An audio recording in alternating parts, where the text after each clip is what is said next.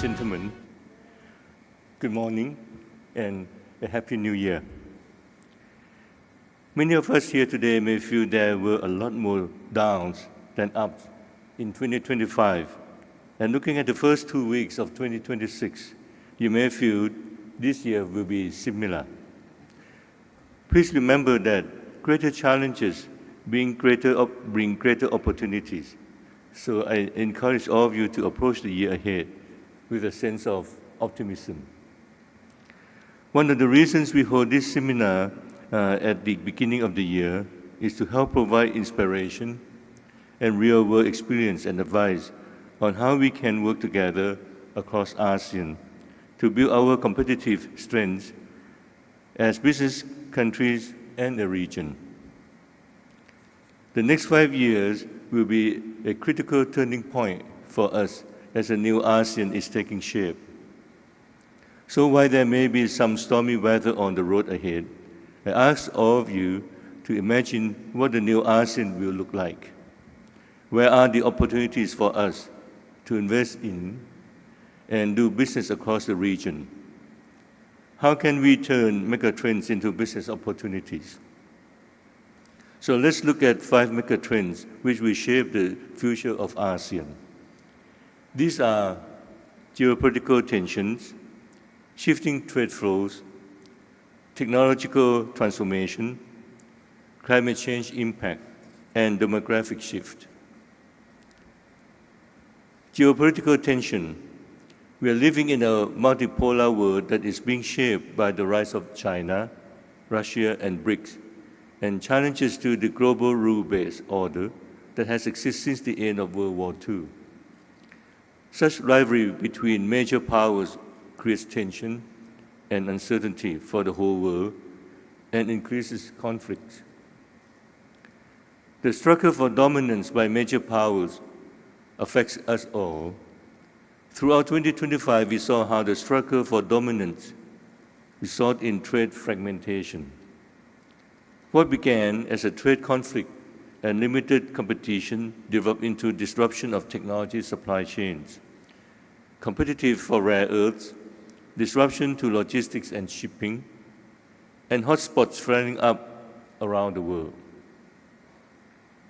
As the competition for spheres of influence intensifies between the US and Western nations on one side, and China and BRICS on the other, they're competing for our attention and support here in ASEAN.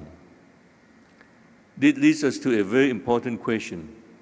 How can we maintain a balance between the major powers while strengthening our own economic systems? Shifting trade flow.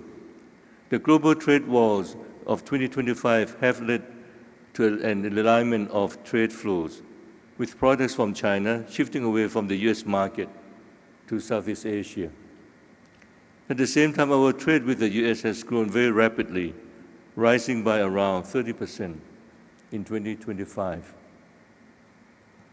As concerns over geopolitics, economic stability, and national security lead countries to reassess their trade relationship.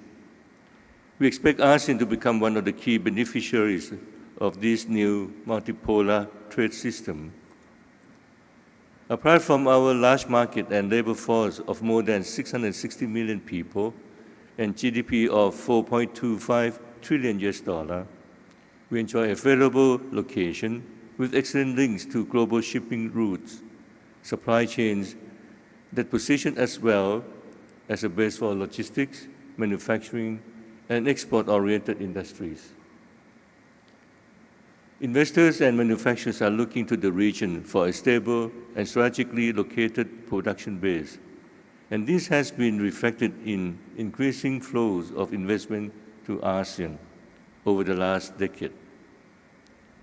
Inbound investment has grown from about 5% of global FDI 10 years ago to about 20% in 2024, with key destinations being Vietnam, Indonesia, Thailand, Malaysia, Singapore, and the Philippines. As production has shifted from China to the region, we have been we have been building supply chains in sectors such as semiconductors, data centers, EV, advanced components, agriculture, and biotechnology. These kinds of investments have the potential to raise ASEAN's technological and production capabilities and capacities, which will create more middle-income families and deliver higher living standards for the people, which will lead to an even greater opportunity. Technological transformation. ASEAN is becoming a hub of technology innovation thanks to its young, digitally native population, high mobile penetration, and supportive government policies. We are seeing a rising number of startups and unicorns in our region and an influx of new investment into areas such as data center, AI, and advanced manufacturing. This investment should accelerate growth across many sectors. AI provides a new frontier for growth in our region, which boosts competitive and thriving technological ecosystem, a rapid rollout of cloud services and SG connectivity, and an army of enthusiastic young entrepreneurs. Singapore aims to be the global AI hub. It has more than 1,000 AI startups and regional centers for tech giants like OpenAI, Google, and NVIDIA. Thailand, Malaysia, Vietnam, Indonesia, and the Philippines all have national strategies for AI development. At the same time, the changing market and new technologies are challenging our SME. Since SME are the foundation of our economy, they will need support to improve product quality, strengthen local brands, enhance their digital capabilities, and find new markets.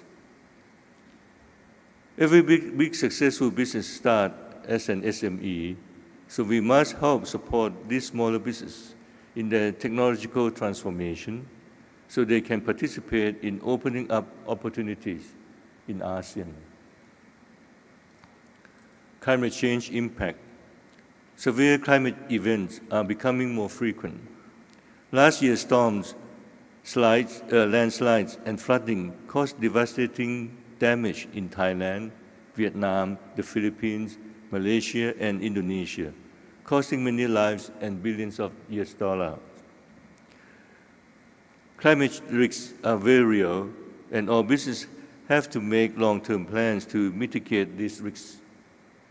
They also need to prepare themselves for transition risks. Our commitments to net zero involve transitioning away from fossil fuels to green energy, and this will require investment in energy efficiency, renewable energy, as well as compliance with new regulations. International standards such as the EU CBAM, cross-border adjustment mechanism, that came into effect on the 1st of January this year, and the EU DR, the deforestation regulation, are shaping trade, demanding traceability, low-carbon supply chains, low-carbon production, and compliance systems that are costly and which can create a burden on smaller enterprises.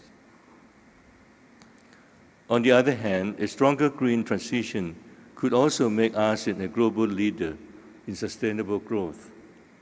Many of the unicorns of the future will be created in the green and blue space. So we should look to how we can foster and encourage innovation in these areas. A good place to start is to look at transition as an opportunity rather than a challenge. Demographic change.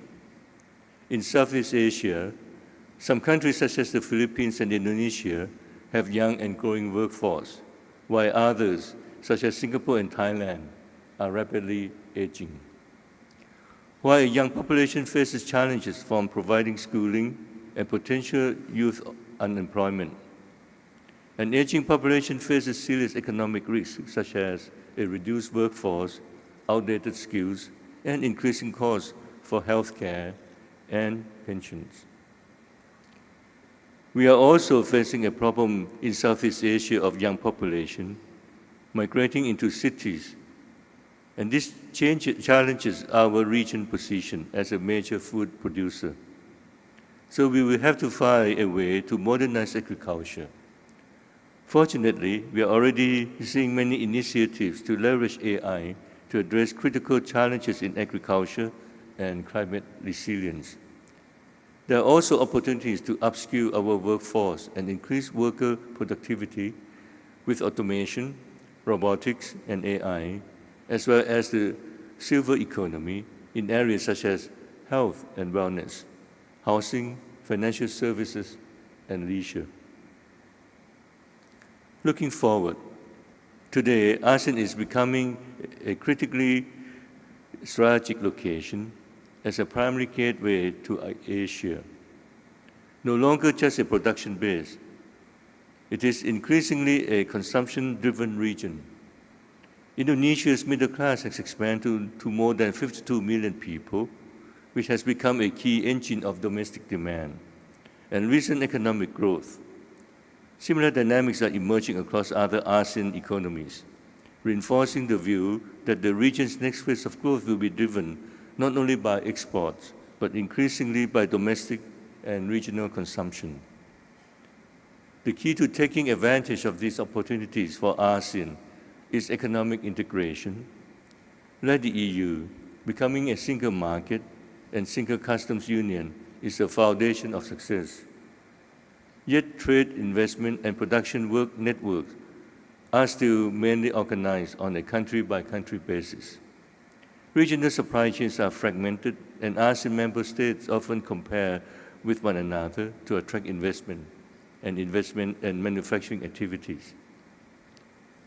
Cooperating more strongly together would enable ASEAN to capture economy of scale, align complementary production capabilities, and mobilize its diverse regional workforce.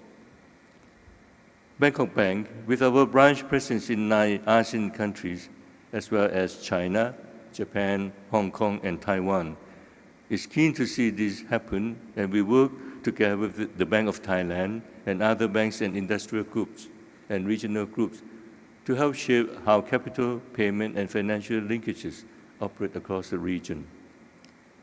We have already seen a tangible example of how better connectivity can boost economic activity.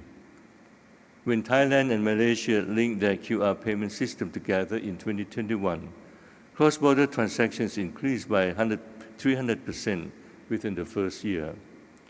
Indonesia linkages with Thailand and Singapore led to a 150% rise in tourist payments in 2023. Across ASEAN, QR linkages processed more than 500 million transactions in 2024, reducing payment costs by up to 40% compared with traditional card networks. If ASEAN chooses cooperation over fragmentation and integration over isolation, it has the capacity to emerge as one of the central pillars of global economic growth in the years ahead. Today, we will hear from our business speakers and panelists about technological fragmentation and shifting trade flows, while Kundalit from the Board of Investment will be talking about new S-curve industries. I'd like you to find out more about opportunities in the region. Please talk to our teams at the AEC Connect booth outside. They can help you learn about any country you're interested in. The opportunities are there. Bangkok Bank stands ready to help you grab them. Thank you very much.